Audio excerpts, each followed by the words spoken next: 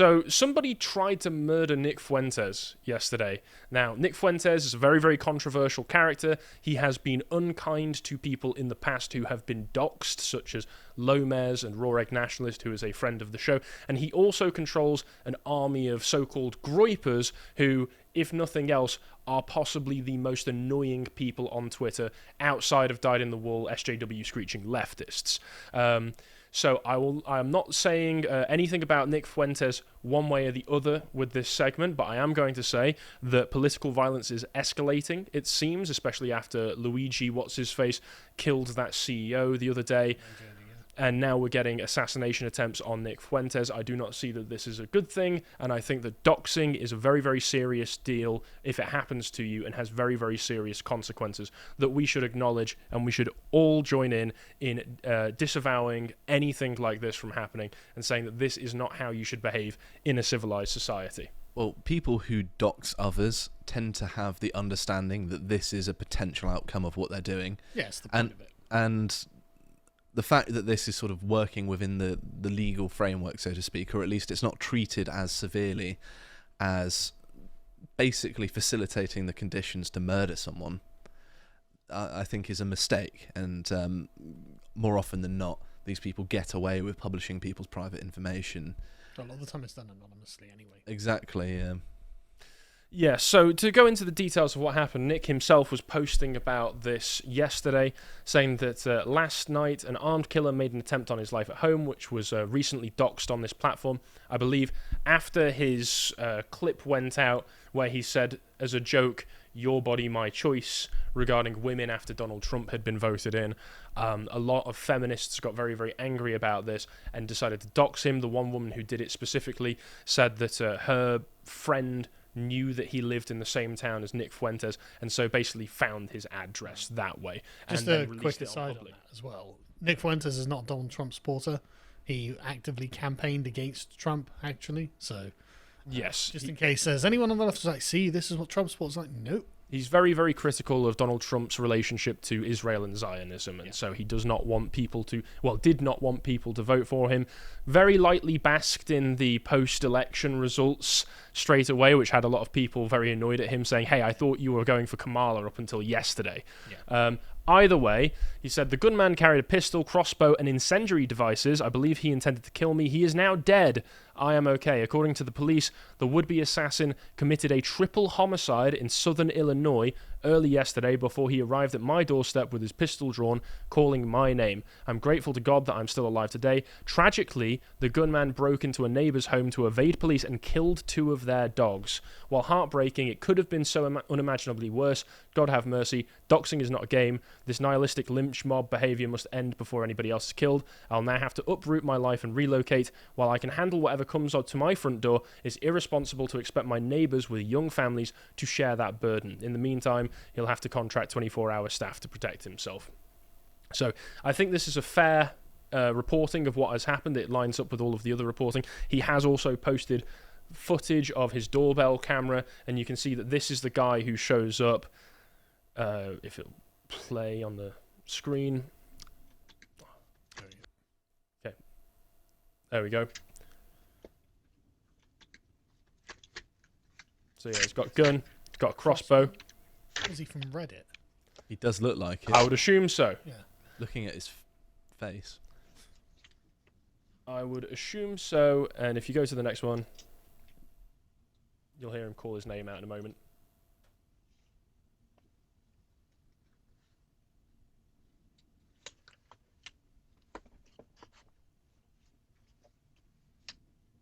What does he think he's doing? He's waiting very politely. Yeah. Yo, Nick! Maybe not so much now. Just look at his body language.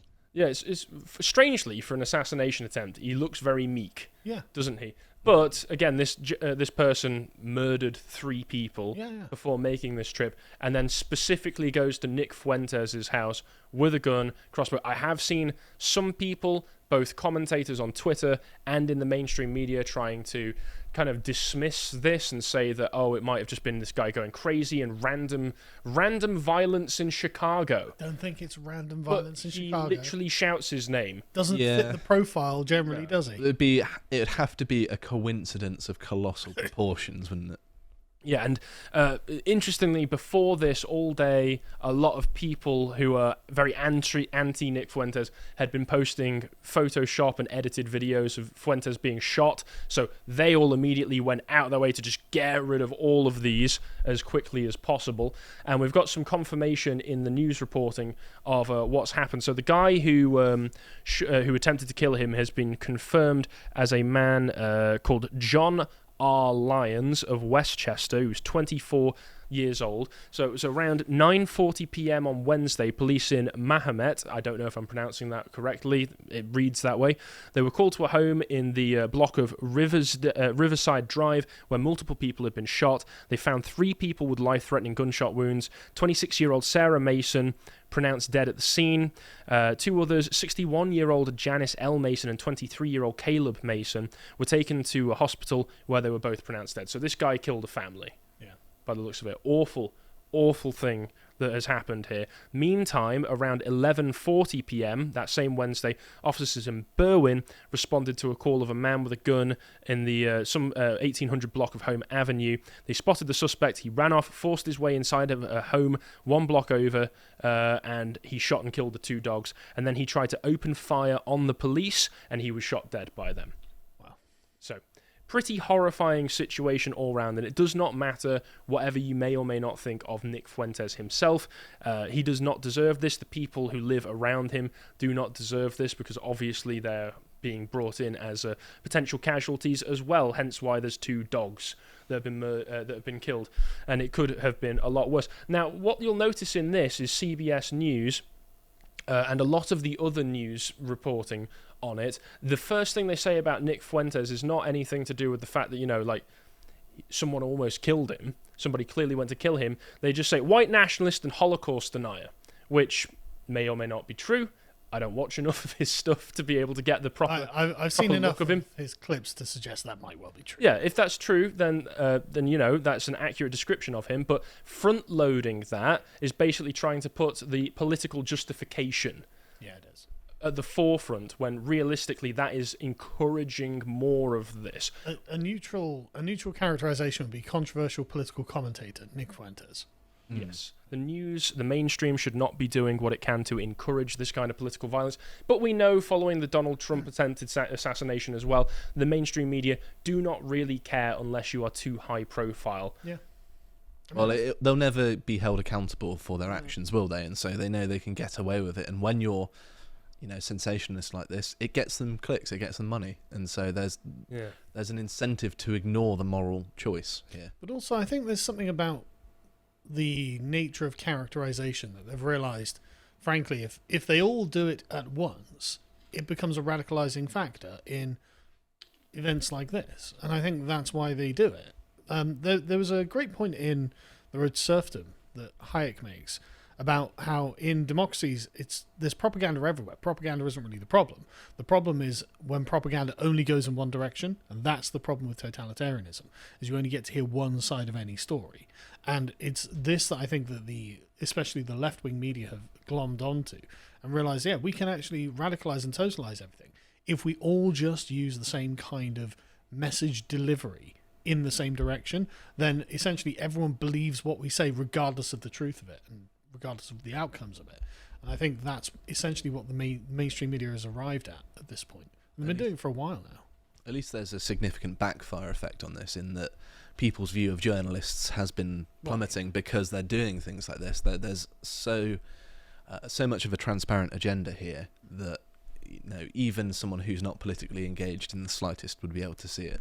Yeah, the issue though is that it absolutely does radicalize people, and you can see where this has gone. Well, yeah, they make it as obvious as possible, and they have no regrets about it, and they carry on doing it, which only encourages a further escalation of political violence, which ultimately ends up in situations like this that could have ended up much worse. On a slightly lighter note, this is not the first time that this has happened. Again, it was last month following the election that he was doxxed, and a much more humorous incident surrounding people coming to his house happened. Although, to be fair, from Fuentes' perspective, none of it is funny, because he has been harassed for well over a month after this. But from the outside looking in, it was kind of funny, because basically what happened was two leftist Karens showed up outside of his house, and one of them was egging the other one on, because this was right after the whole meme took off with the "Your Body, My Choice." That took off. I saw loads of videos of people on TikTok like reacting to it, where it's mainly just women pulling faces like "buh, buh." This really affected left-wing women. Yeah, they were absolutely disgusted at what was, let's be honest, a joke. Well, they've been radicalising each other on the internet about The Handmaid's Tale, and so Nick Fuentes is like, yeah, that's what it's going to be, basically. And so for them, this was just confirmation of the nonsense they've been saying to themselves. So what had happened was that a 57-year-old woman called Marla Rose said in a now-deleted Facebook post that she was about to ring Fuentes' doorbell when he opened the door, sprayed her with a liquid, took her phone, pushed her down the steps, and went back inside. She didn't respond to requests for comments, and in her original deleted post, she disclosed his home address multiple times. She also said that she found Fuentes' information after a friend messaged her his address, and she said that she was inspired to pop over there given his history of anti-Semitic and white supremacist statements. So this just goes to show the absolute insanity of people these days. This man has said things that I dislike on the internet, so I'm going to go to his home and just harass him. What were you doing, woman? My thinking is drawn to a particular graph where one of the axes is find out. Yes. Yeah. It's so silly. It's like, okay, this guy said something online I don't like. I'm gonna film myself going to his house and ringing his doorbell and giving him the business, I guess. Like, why do you think you're that important? That's the question. You know what? Anyway. Yeah, she said that she was going to... Well, in an interview with Vice magazine, she said that she was going to ask him, why do you feel comfortable saying the things that you say? So she was just going to try and browbeat into not being racist anymore. The level of narcissism Not involved being there, that you can turn up to someone's doorstep and they're going to stand and listen to you berate them. Yeah.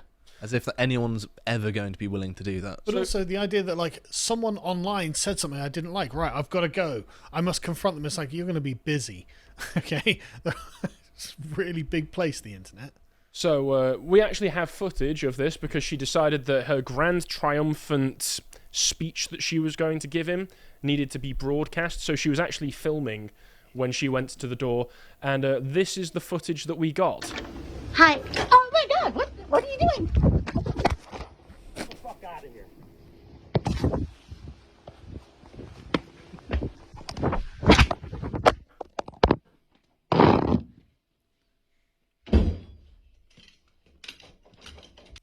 There you go. I mean, I don't mean to laugh, but that is really funny. Yeah, I was trying to hold it in, but it is funny. Nick Fuentes immediately, upon the sight of a woman, pulls out the pepper spray. This isn't your first response. You don't want strange women knocking at your door, Josh. That's Things true. can happen, all right? Bad things. It's also the sort of seriousness in his face as well.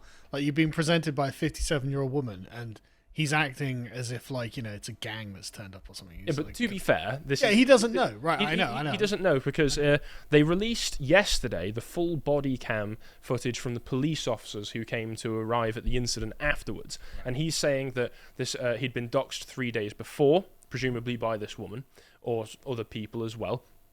And that he'd had numerous people hanging around his house, knocking at his front door, taking photos and talking to their friends outside his house, obviously all with the intention of intimidating him and harassing him. So he doesn't know what's going to happen. And it could be a little old lady, or she could pull a gun on you. That's true. You never know. So I think... You don't know how radicalized she's become because of the internet. Exactly. I think... Well, the way that fear works is that the uncertainty is what creates fear often. If you know, if the outcome is certain, it doesn't necessarily make sense to be fearful. And I think that putting myself in his shoes, no wonder he was on edge and looked very serious, because it's probably a very horrible thing to go through. Yeah, he also says that he'd already been phoning the police quite a lot over those past 3 days, and that they'd just been fobbing him off the entire time. So he was under the assumption that he had no police help from this. He knew that he could potentially be in danger, as of course we found out that he was when this John Lyon guys shows up to try and kill him out of nowhere. He was live streaming at the time, I believe, so that's why he didn't go to answer the door, so that saved his life, presumably. But there has been something funny, two funny things come from this body cam footage that was released, which is one, the police officer's response to being confronted with the absurdity of online politics brought into the real world. And this is one of the highlights taken from it. So what happened? So I was told, I'll just be completely honest with you. He's the white supremacist that coined the phrase, your body, my choice. So he is evil against women. And so as I pulled up, going past, how do you know him? it's all over the internet, and I'm just, I drove by because I'm ridiculous. It's a post that he made? I drove by because I'm everybody's ridiculous. outing him because he's a white supremacist. And What's your phone number? So, why exactly were you here? I drove by wanting to see where the jerk lived. To be totally honest, I'm so disgusted with everything. And when I came by, other people were like taking photos, and then she was standing there, and I was. Is your middle initial M for me? Yeah. Okay. Is your current address? You weren't involved. Do you know the lady? No, not at all. Okay. I don't know either of them. Can you just stay here? I'm gonna try to make sure she's okay. Sure, and I'll tell you exactly after I saw the whole thing. So okay, And can you just tell me really quick so I can go see if she's okay? She went and pushed the doorbell. Yeah, so that's the woman, I think, who was helping to egg the other woman on. The actual woman who got knocked over by Fuentes. Just before we go on, just how pathetic her explanation is. Oh, She yeah. must have felt embarrassed to give it. You could hear the hesitation, just before she said so, she sort of paused. Yeah. Wait, is this a consequence of me being an online spurg? Yes. But I'm committed now. I have to kind of explain why I'm here. So you did hear about the your body, my choice thing. The police went, no, what are you talking about? Why would that? You're an idiot. So you can get a brief glimpse. Her face is obviously blurred of the woman who was actually at his door. Okay, do you have an ID, man? Like, even just that. What's all of that on her front there? She's covered herself in badges. She's insanely online. Mm-hmm. She's radicalized wokey. Go on. Anyone who has that many badges is obviously mentally ill. Yeah, there's no need for you to have to, unless you're in the military and you've got lots of Well, medals. obviously that's an exemption, yes. But there's no need for you to go announcing, because I imagine those are pronouns and little slogans and such. So, you know what, maybe if this woman had shown up to my door, even without the doxing, I might have just done that. And no, I'm joking. Don't assault random women just because they're wearing annoying leftist badges, folks. That's the lesson that you can take. But if you're an annoying leftist woman, don't go to random people's houses because they said things online you don't like. Yeah, don't do that. But the other thing that we found out is that, in fact, Nick Fuentes is not a white supremacist. Because excellent. He can't be. Because, look, hear him explain it himself. Yeah. You're saying you're a white supremacist? I'm not a white supremacist. I'm Mexican. My last name's Fuentes. I know, I kind of white supremacist. I saw that. I love the cop as well. Oh, yeah, I saw that. Obviously, you're Mexican. I saw your sombrero through the window. I like how if it wasn't in this context, Fuentes would be affronted by this. Oh, yeah. But obviously, in his situation, you would say this, wouldn't you? Well, I mean, look, you can even see his face here. He's like, did he just buy it? Did he buy that? I'd have just been like, well, is that illegal? Let's carry on. Well, I think also the fact that the police officer, judging from his voice here, Is also Mexican. I don't think he's Mexican. I think he might be an African American. And so, if you want fair, I think you see a white hand. Oh, really? When he's holding the pen. Maybe it was just me mishearing the accent. I mean, it's I am Chicago. English. It's Chicago, That's so there true. might be a melting pot of accents. That's true. But yeah, I mean, he does take the tact following this little clip here, where he's saying, whatever my beliefs are, I should be able to say them. This is a free country. This is America. I shouldn't be harassed by people just for my beliefs. which I think is overwhelmingly the lesson that we should take from this, which is that you shouldn't dox people. Trying to murder people is bad, and trying to harass people just because of nasty things that they've said on the internet that you disagree with is also bad. I know, this is like baby steps, Radical. but baby steps for leftists go a long way. I hope you appreciate that segment from the podcast to the Lotus Eaters, and if you want to see what else we're up to, you can always watch us have fun on our Lads Hour series on the website. This time we were playing GeoGuessr. We got some great guesses there, really good streak as well. And if you want to see all the other things that we put out, you can always follow us on Twitter. Thank you very much for watching, and goodbye.